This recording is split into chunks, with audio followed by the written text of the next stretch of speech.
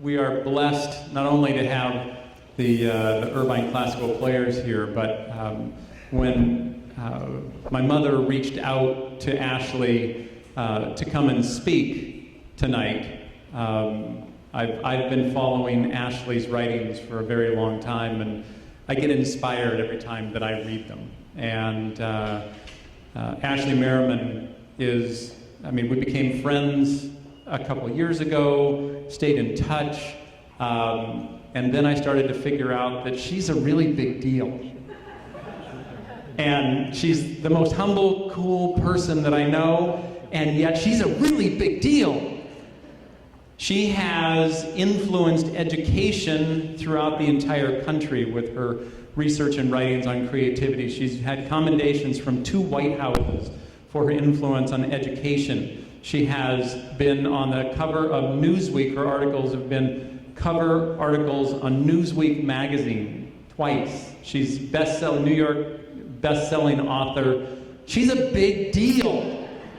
So I promised I wouldn't go too far, but anyway, she's a big deal. So please help me welcome Ashley Merryman.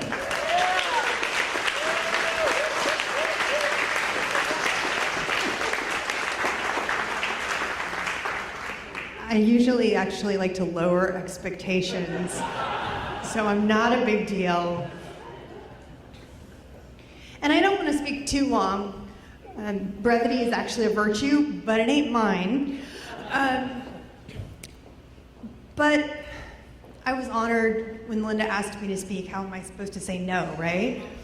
On the other hand, as excited and honored as I was, it's a little bit of a challenge, because I'm preaching to the choir here, right? You all are committed and passionate about creativity. That's why you're here. That's probably how many artists in the room? A lot of you would say creativity is the driving factor of your lives. So for me to say creativity is really important, yeah, bring the kids back. And I would agree. So my goal isn't to convert the converted. Instead, what I thought I would do is, knowing how passionate you already are and believing how important is creativity, that maybe I can give you some tools so the next time you need to do the gospel of creativity, you can use some of this. So first, what is creativity? It's really important. It's written everywhere, but I don't think we know what it is. In fact, I actually call it the Potter-Stewart rule of creativity. Now, some of you are already giggling, so you know where this is going. Potter-Stewart was a Supreme Court justice who around 50 years ago opined a famous concurrence, Jacob Ellis versus Ohio, on whether or not a Louis Malle film was porn. And in his opinion, he said that he didn't know what pornography was, but, quote, "I know it when I see it." In case you're wondering, he thought the Malle film was not porn. But I think that's the rule we have for creativity. I don't know what it is, but I know it when I see it. Walk around the room, you're like, oh, that's creativity, that's creativity. And you're right, but that's not helpful, is it? Does that help you teach creativity? Does that help you develop your own creativity? I think for a lot of us, our strategy on developing creativity, I know this is the way it's been for me as a writer for many years, was I sit there and I wait for the muse to come. Someday she's coming, she's gonna sprinkle a little fairy dust on my head and I'll have an idea and I'll write and it'll be awesome. And then I'll run out of ideas and I'll just wait for her to come back. I didn't know, as a writer, so much of my career would be waiting. That's a problem, isn't it? So happily for us, and I never thought as an artist myself that this would be the answer, but scientists can actually help out here on what scientists understand creativity to be and what the creative process is. For them, what they've said is that creative thought is really made by 2 main components. First, there's divergent thinking, which is thinking of a lot of different things. If I told you, think of everything you can that's round. Well, somebody might say, oh, baseball, basketball, soccer ball, golf ball, bouncy ball, bocce ball, ball. That's a lot of stuff, but they're all pretty much the same. Someone else might say, ooh, baseball, eyeball, the world, an orange, a snowball. And those are qualitatively different, right? So we want people to have that flexibility and the fluency. The quantity and the quality need to be both there. So now you have all these ideas, and then the next step is convergence, convergent thinking, picking the best ones. What do I want? And it turns out highly creative people have lots of lists of lots of ideas, and they're also really good at picking the best one. Because that's hard, right? You know, when you're facing a canvas, once it goes, it's gone. Don't take that lightly. But once you've started, then the divergent thinking comes. Oh, well, if I did this, then I could do this, or maybe I should do this, or maybe I should do this. So the whole process starts again. And then you pick what of those options is the best. And researchers have actually realized that creativity describes all of problem solving. That's what creativity is. Identifying a problem and figuring out a fix. Seeing something that needs to be said that no one ever thought needed to be said before. That's how important creativity is. We don't have creativity, we can't solve problems. Which makes it particularly terrifying to me that a professor, Kyung-hee Kim at the College of William and Mary, did a review of 300,000 scores, looking at how people in the United States and Canada responded to questions just like, name everything you can think of that's round. You've got 3 minutes, go. She looked at 300,000 scores and found that creativity scores are actually on the decline. Since 1990, kids have been lower in that score of quantity. They just come up with less stuff. Since 1986, kids' ability to elaborate, give details, and it's the details that make a story great, right? It's the details that set your story apart from my story. Kids' ability to elaborate has gone down 36%. The next time you ask a kid when they came home from school, so what'd you do today?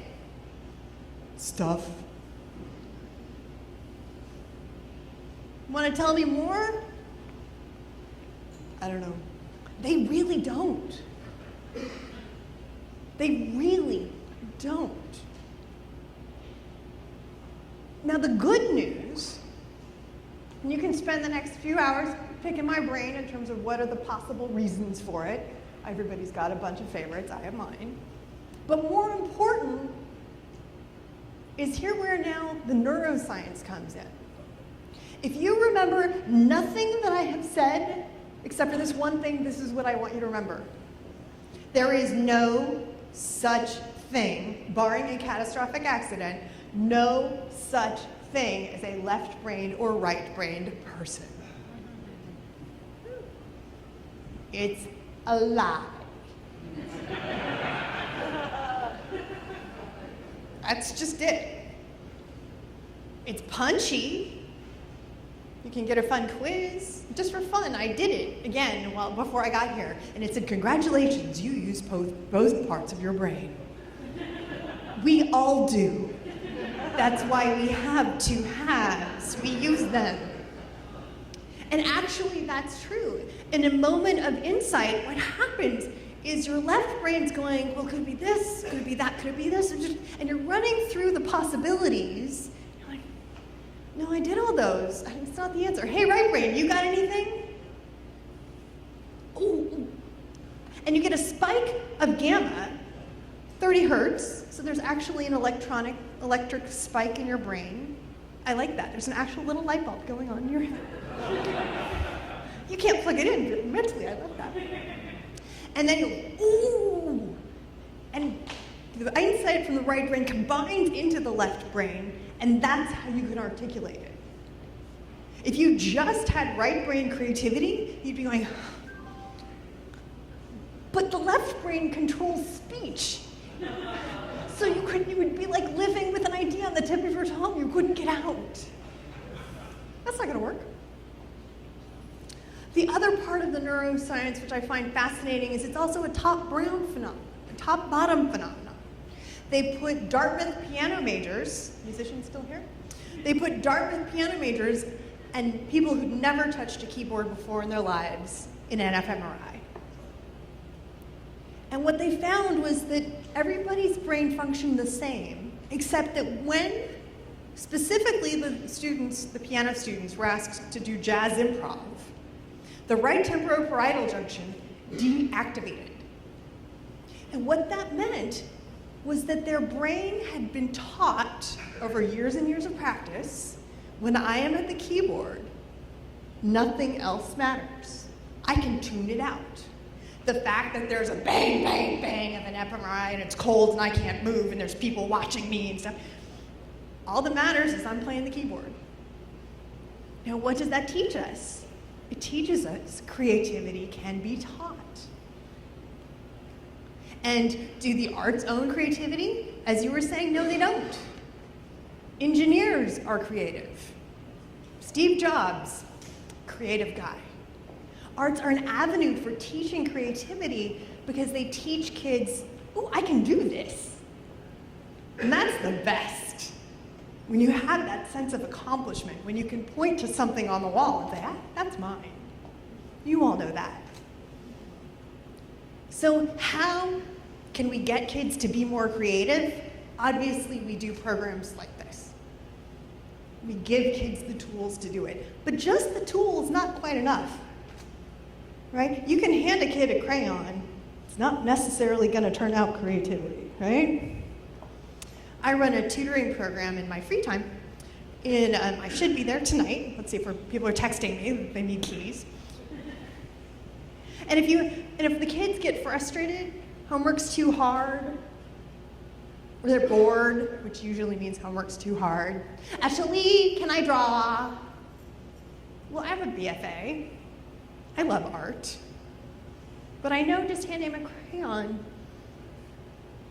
what they want to do is they're looking for something safe. And you all here in the room know art's not safe. Art's about taking risks and challenges and experimenting. Now, if you tell a kid, ooh, be creative, what does that do? Does that work? Well, what happens if people tell you to be creative? I have an existential crisis. It's like when someone's about to take your picture and says, no, just be yourself. How do I show my soul in a camera?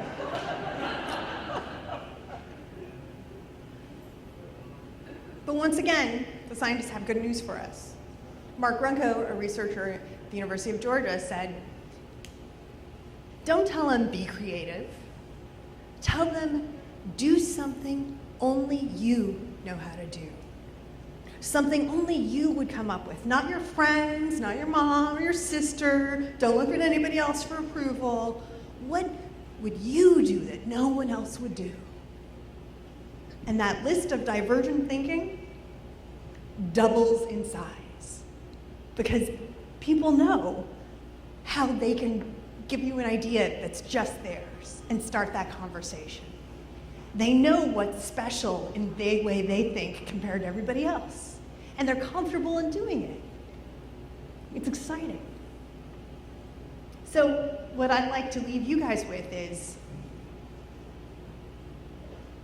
what have you done tonight by being here? What are you going to do in the future that's just you, but will change how we see the world? Because each one of us does it whether it's for ourselves or everyone else. So thank you so much for having me.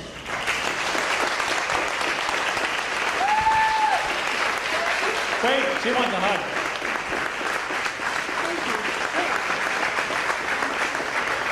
Two really big deals, right there. Thank you, Ashley. Thank you.